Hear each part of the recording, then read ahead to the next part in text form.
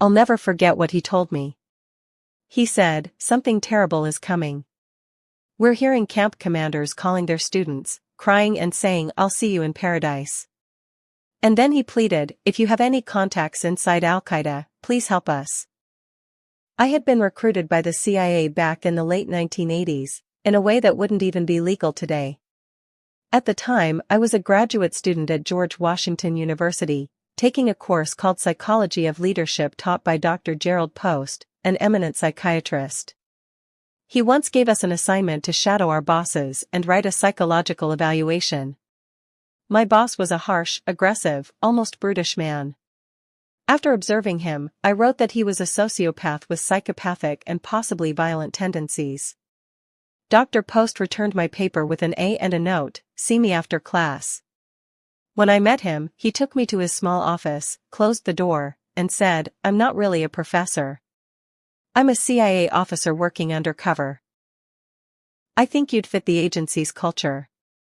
Do you want to join?" I said yes. He made some calls. The rest depended on me passing all the tests, and there were many. When I joined the CIA, the Soviet Union was collapsing. My background was the Middle East, a bachelor's in Middle Eastern Studies, Islamic theology training, and a master's focused on foreign policy. Because of that, I was assigned to Iraq and became Saddam Hussein's classified biographer. 9 months later, Iraq shocked the world by invading Kuwait. We had predicted it 30 days earlier, but waking up to the news still felt surreal. When I arrived that morning, my boss said, "Don't take your jacket off. We're going to the White House." At 25 years old, I suddenly found myself in the Oval Office with the President, Vice President, National Security Advisor, and CIA Director. When the President asked, "What do we do now?" everyone turned to me. I briefed them on Kuwait's takeover, the installation of Ahmad al-Khatib, and his extremist background. The Vice President muttered, "Jesus Christ." That's when I realized how serious this was.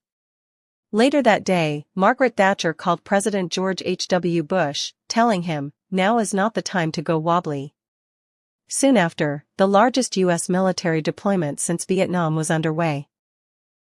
I later served in Saudi Arabia, Kuwait, and Bahrain, and eventually transitioned into counterterrorism operations, the movie-style part of CIA work. Weapons, explosives, advanced driving, and then what matter?